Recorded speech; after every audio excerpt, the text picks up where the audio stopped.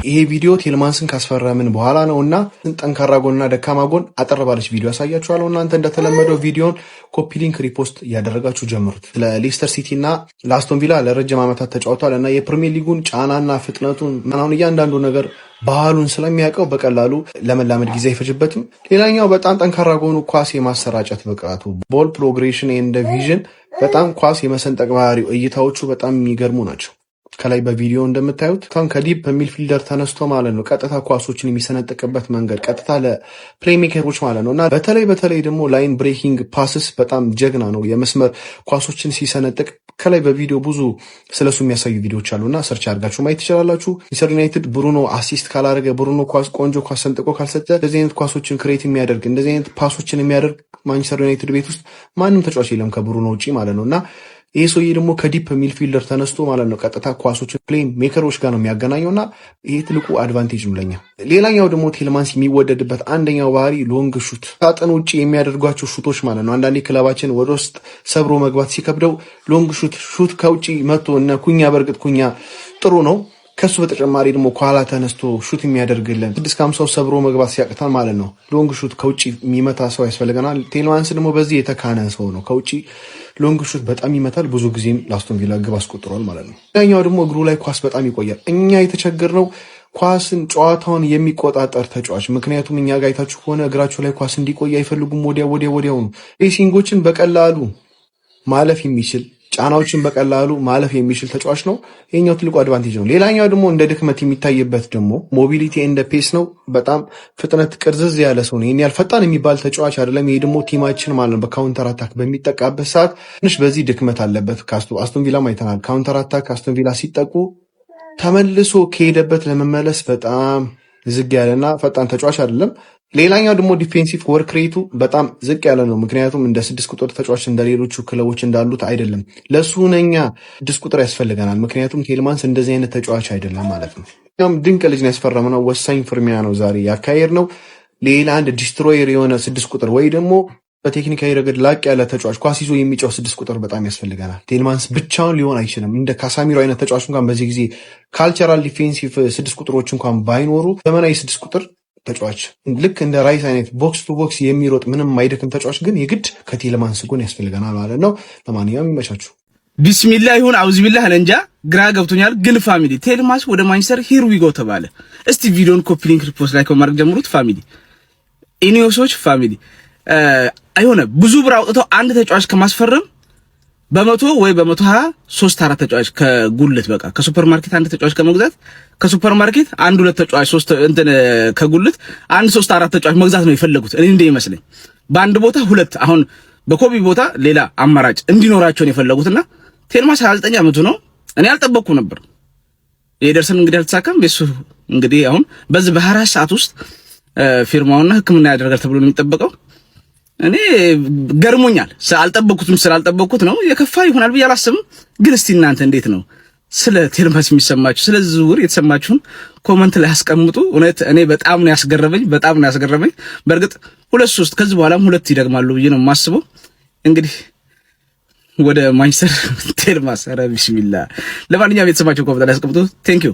የዓለም ዋንጫ እንግዲህ ሴሚፋይናል ፕሪዲክሽን ደርሰናል ማለት ነው። ራውንድ 16 ኳርተር ፋይናል ጽድት ባለ ሁኔታ ነበር ፕሪዲክሽን እናደርግ የነበረው 90% ኦልሞስት በተሳት ስንገምታችሁ ደረመ ታውቃላችሁ። እንደውም የመጨረሻው ኳርተር ፋይናል 100% እያንዳንዱ ጨዋታ ነው ያገኘሁላችሁ ማን እንደሚያልፍ ማለት ነው። እዚህ ላይም እንግዲህ ግምታችንን አስቀምጠን በደንብ በሚያምር ሁኔታ እንቀላቀለዋለን ማለት ነው። እዚህም ግን ከማውራታችን በፊት አሪፍ ቀመር አምጥቼላችኋለሁ ማለት ነው። ሌላችሁ የመጣሁት እንግዲህ በባዮ ላይ በሚቀመጥበት ሊንክ ነክታችሁ ገብታችሁ እቺ ፕሮሞ ኮድ ካረጋችሁት በኋላ ወሳኝ ቦነስ ይሰጣችኋል በመጀመሪያ በምታስገቡት መላ ማለት ነው።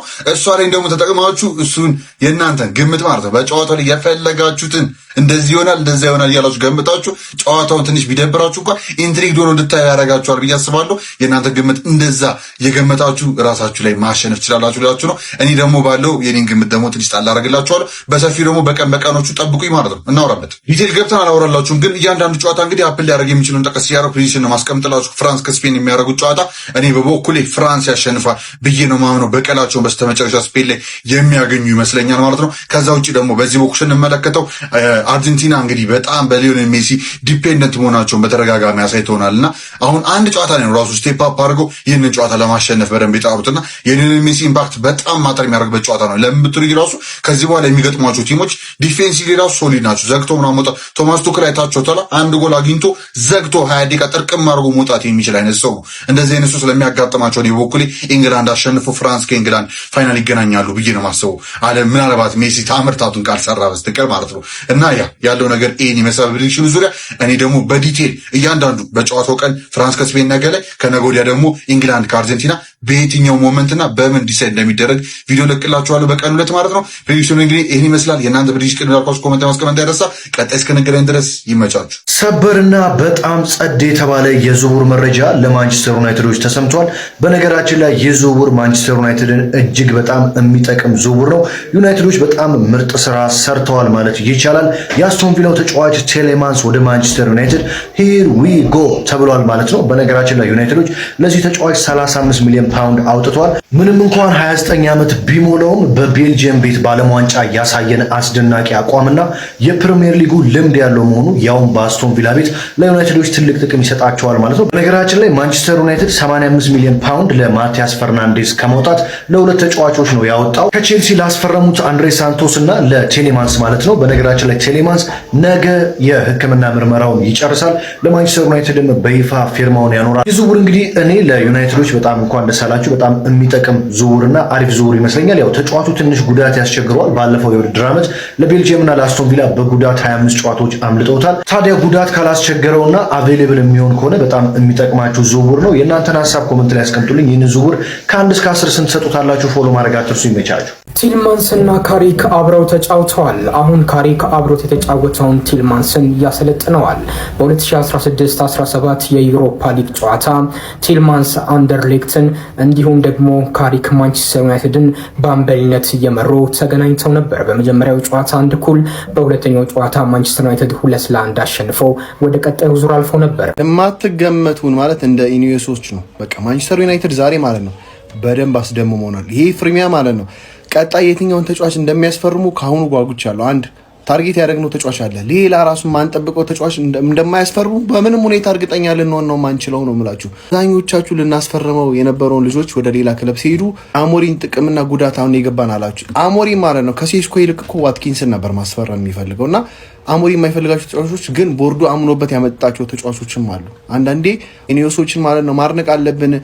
ከዚህ በፊት የነበረውን ስታቸውን በፍጹም ነው የማይደግሙት። አይምሯችን ላይ አልነበረም ሊሆን አይችልም ግን አመጡት። ይገርማቸዋል። ለፈርናንዴዝ ማለት ነው 85 ሚሊዮን ከማውጣት ጽድት ያሉ ሁለት ልጆችን በ85 ነው የገዛ ናቸው። ይሄ ደግሞ አሁን ላይ በቃ የሚከተላቸው ፖሊሲዎች በጣም ውጤታማዎች ናቸው ማለት ነው። በጣም ልምድ ያለው ነው።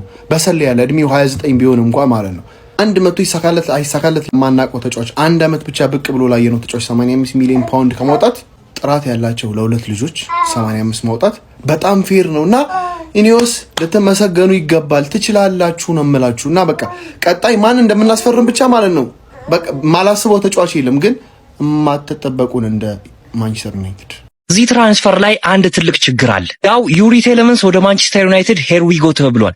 ግን ያልኳችሁ ትልቁ ችግር ምን እንደሆነ ልንገራችሁ። ዩሪ ቴለመንስ ምንም ጥያቄ የለውም ጥሩ ተጫዋች ነው። የአስቶን ቪላን የመሃል ሜዳ ጠጣርና ጠንካራ ካደረጉት ተጫዋቾች መካከልም ዩሪ ቴለመንስ አንዱ ነው። ችግሩ ግን የዩሪ ቴለመንስ የጉዳት ዝርዝር ነው። እንደምታዩት እዚህ ጋር በባለፈው ዓመት ብቻ 23 ጨዋታዎች በጉዳት ምክንያት አምልጠውታል። 112 ቀን በጉዳት ምክንያት አልነበረም ማለት ነው። እዚህ ጋር እንደምታዩት ባለፉት በ2024-25 የውድድር ዓመት 16 ቀን በጉዳት ከዛ 70 ከዛ 44 እያለ በጣም ብዙ የጉዳት ዝርዝሮች አሉት። የጉዳቶቹን ዝርዝሮች ደግሞ እንያቸው። ዩሪ ቴለመንስ የጉዳት ዝርዝሮችም እነዚህን ይመስላሉ። በ2025-26 የውድድር ዓመት ባሳለፍነው የውድድር ዓመት ማለት ነው በአንክል ኢንጁሪ የአስቶን ቪላን ብቻ 11 ጨዋታዎች አምልጠውታል። ይሄ ማለት ያው የቁርጭምጭሚት ጉዳት ማለት ነው። በ2025-26 ደግሞ ካልፍ ፕሮብሌም ወይ ደግሞ የባት ጡንቻ ጉዳት 55 ቀን ከሜዳ ሲያርቀው 12 የቤልጂየምንና የአስቶን ቪላ ጨዋታዎች አምልጠውት ነበር። ከዛ በፊት እንደምታዩት የካልፍ ፕሮብሌም ግሮይን ደግሞ የብሽሽት ጉዳትም ነበረበት። ይሄ ደግሞ አይ ቲንክ ከእድሜ ጋር ተደማምሮ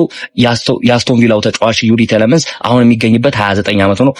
ምናልባት ለዩናይትድ እሱ ከባዱ ችግር ሊሆን ይችላል ብዬ አስባለሁ። እና እንዳልኳችሁ ነው ካልኳችሁ የጉዳት ዝርዝር ውጪ ዩሪ ቴለመንስ የተሟላ የመሃል ሜዳ ተጫዋች ነው። የአስቶን ቪላ ጥንካሬ ውስጥም ትልቁን ድርሻ የሚወስደው ተጫዋች ነውና እንዳልኳችሁ ነው ከጉዳቱ ውጪ እድሜው ፐርፌክት ነው። ያለውን የዩናይትድ የመሃል ሜዳ ላይ በቃ ልምድ የሚጨምር አይነት ተጫዋች ነው ብዬ ነው የማስበው። እና ማንቸስተር ዩናይትድም እነዚህን ሁለት የመሃል ሜዳ ተጫዋቾችን በድምሩ በ83 ሚሊዮን ፓውንድ ማስፈረም ችሏል። ከዛ በፊት ታስታውሳላችሁ አይደል? ማቲያስ ፈርናንዴዝን ብቻውን በ85 ሚሊዮን ፓውንድ ለማስፈረም ነበር ያሰበው። አይ ቲንክ ማርኬቱ ላይ ጥሩ ቢዝነስ ነው የሰሩት እና በቃ እኔ ይሄን ተጫዋች ለቼልሲ የምመኘው አይነት ተጫዋች ነበር የሆነ ሰዓት ገባችሁ አይደለ? ግን የጉዳት ዝርዝሩ አስቸጋሪ ስለሆነ እስኪ እናያለን። አይ ቲንክ ጉዳት ካላስቸገረው በስተቀር አሪፍ ይሆናል ብዬ አስባለሁ። ሀሳባችሁን ኮሜንት ላይ ይቻማችሁ።